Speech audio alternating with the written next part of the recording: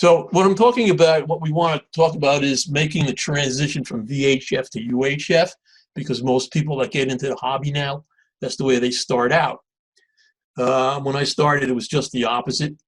Next month, I'll be on, I can't believe it, for 50 years. So started out as a novice. The only way you could get on the air is using CW, and you started out on HF. So there wasn't really any kind of transition. If you wanted to operate, you had to get on HF and then work yourself up to the general class license. So it's a lot different now. It's kind of the opposite. And it's rather a steep learning curve going from VHF repeater type operation, where you just get on one frequency and you key your handheld and you're on. You check in, or however you operate. It's pretty easy.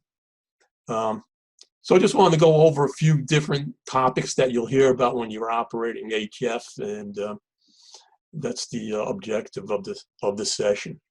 So if anybody's kind of bored and you know this, you can just drop out. I won't be insulted. So here's some of the topics I want to go through. I'm going to make a few assumptions and go through these different bullet points here. So I'm assuming you have a working HF rig. I'm assuming you have an antenna that works. We can talk about HF rigs. If you're really just making the transition, that could be another few webinars or sessions in itself. Those are very extensive topics. So let's approach this from the point that you have something that works already, and then where do you go from there? Okay, so for any kind of mode that you're on, any kind of operation, the best thing to do is, if you're unfamiliar with what you're doing, just listen. Listen to what's going on. You learn a lot by listening. That goes for somebody that's been on for 6 months and somebody that's been on 60 years. I don't think anybody would argue with me. When you want to speak to someone, get their call sign. Get their call sign correct if you can. A lot of time there's QRM, noise. Try to make an effort to get their call sign. It'll save some time, especially if there's a pileup. Then know your privileges based on your license. Know what bands you can operate on. Know where the band edges are. We'll talk about that in a little bit. And then know what sideband, if you're on phone, know what sideband to go on. I'm not going to get into digital too much. Again, that could be another topic we could explore later. And then use the proper phonetics, especially when conditions are not less than favorable. Proper phonetics when you're operating working DX, it's really important. So band plans is something that you should know. You should have a chart accessible in your shack. And then there's this thing called the Considerate Operator's Frequency Guide, which I like to refer to. And speaking of band plans, this is the latest one that comes from the league. This is in fact, it's in this month's QST or last month's. I just saw it yesterday. But this is shows you for each license class what your privileges are. So keep this handy. And remember, it's just a lot different than on 2 meters. You're working. You're no longer in a channelized kind of situation. You're just spinning your dial and going to a specific frequency. So you have to know where you are. And then here's the older, more classic type of band plan. It's the one I have hanging on my wall. This I like to refer to, especially if you operate a lot of different modes. This chart will allow you to know what's going on. There's a lot of controversy about digital modes creeping into other areas of the bands and people getting annoyed. So if you try to follow this, there's certain places that, especially with QRP, you don't want to run your 500 watts or your full gallon on a QRP frequency. Those guys you can hardly hear them to begin with. Just try to respect that frequency that they're operating on, the calling frequencies and so forth. And as you get experience, you'll find you'll really remember what portions of each band are the DX windows, what portions have slow scan TV, what portions are digital. So we can all work together and avoid stepping on each other. Just keep this this chart is a good place to start off with. Phonetics.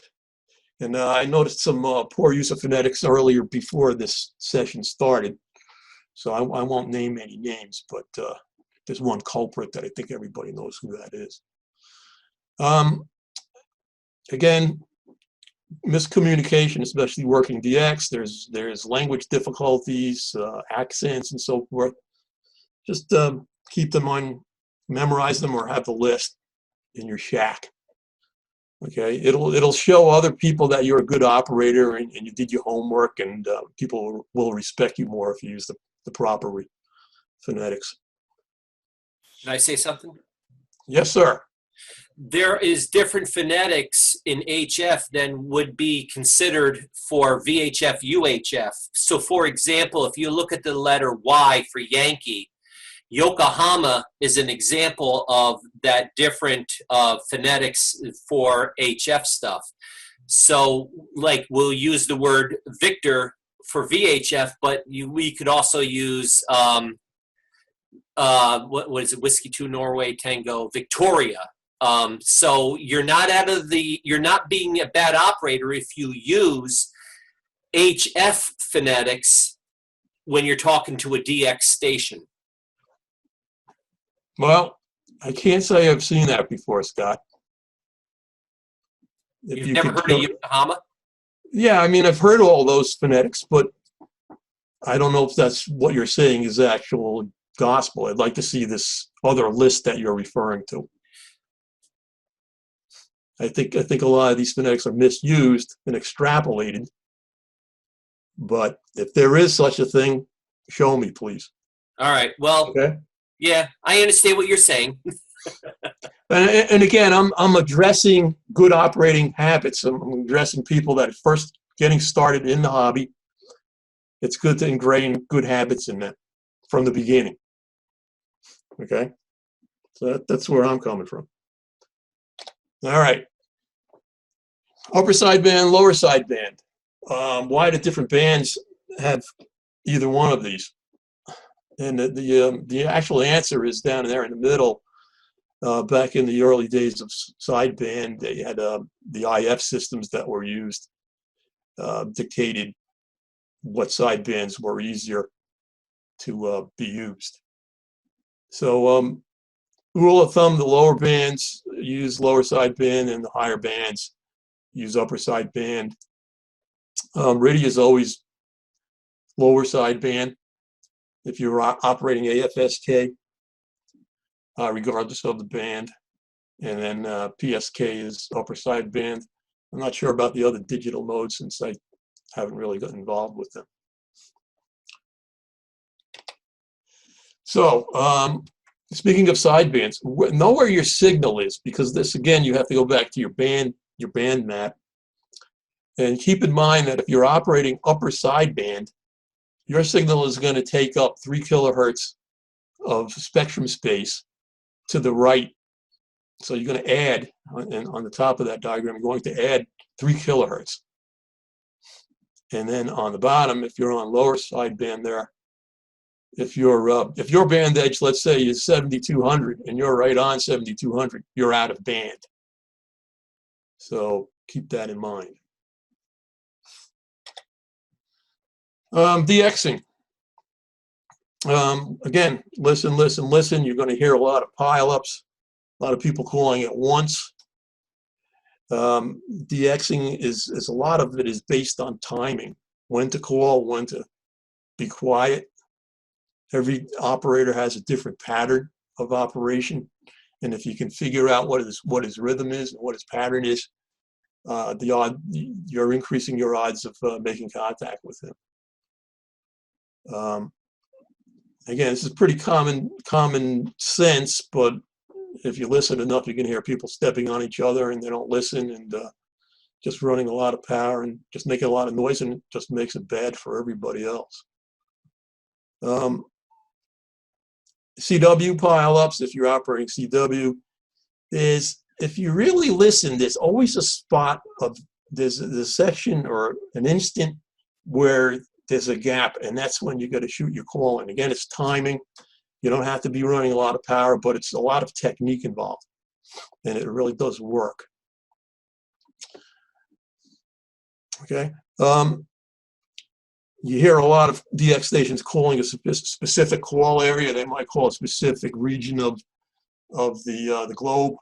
Don't call him if you're not in that region. It's just annoying. And if you keep on doing it enough, the DX station, even though he might hear you, he's not going to answer you. So don't be a lid. A lid's a bad operator. There's plenty of them. Operating split. This is kind of a somewhat difficult concept for people that are just starting out to understand. And what split mode is basically you're listening on the frequency that the DX station is listening, that he's transmitting on, but he's listening on a different frequency. And again, the reason is so you don't have everybody calling on top of him, and you won't be able to hear him. So he's spreading what they call spreading the pileup. That's what working split is. If he says he's working up 5, that means he's working up 5 kilohertz. And he's listening. It's not a hard set number 5. He might be working up 5. He might be listening 6. He might work somebody that's up 5, and then the next contact he makes might be up 6, 7. He might move around. Again, this is where you have to really listen to see if he follows a pattern. He might go up and then come down. He might go all the way up and then start over again, up 5. Or he might go up 5, go up 10, and then work his way down 10, 9, 8, 7, 6, something like that. You might jump around. This is where a little bit of patience will help you. Most modern radios have 2 VFOs. A is usually the receive frequency, and B is the transmit frequency, the frequency you operate on, that you transmit on. Just give me a second here. I'm getting a little dry.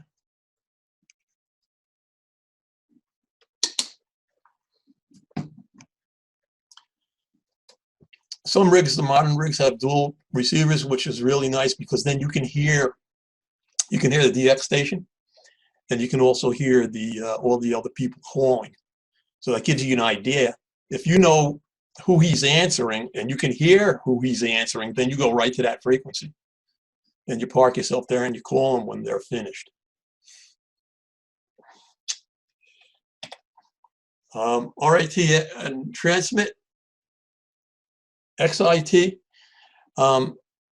it's kind of the same thing as operating split, but what the nice thing about RIT is, especially on phone, if you want to tune a little bit off frequency from the person you're listening to, maybe you like them to sound like Donald Duck, you can use the RIT where it changes the frequency that you're listening on but not transmitting on, because you always want to be 0 beat, you want to be dead on the frequency. Whoever you're speaking to, you want to be on that frequency. So, and to avoid spinning the dial all the time, you can use an RIT. XIT is transmit incremental tuning. I like to call it a poor man's split because you can shift off the receive frequency. Usually, the situation is you don't have the latitude that you have when you're operating a true split mode. Keeping time. Everything that you read in QST or anything in ham radio that regards time, contesting, and so forth, everything is designated in UTC or GMT, universal time clock, you'll hear it called, coordinated universal time. And that is to avoid confusion. You should have a clock in your shack with UTC or a chart. And I have kind of have both, a chart with the conversion. You'll also hear it called Zulu. That's a military terminology, and they're all the same. You hear UTC, GMT, Zulu. They all mean the same thing. When it gets confusing is that if there's let's say a contest tonight And there's a sprint I'm going to probably go on, a CW sprint QRP. Starts at 8:30. Well, 8:30 tonight is 0030 Zulu, but it's 0030 Wednesday. So you look at it, you look at the time, and you go on to a website, and you see what time the contest starts. It's 0030 Wednesday. So you've got to make the conversion. It's really Tuesday night, but it's 0030 when you're into the next day because of the time difference. So here's the chart. This is really readily accessible. I got all kinds of websites that would have this if you need it.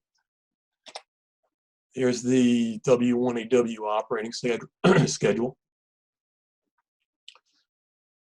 Code practice.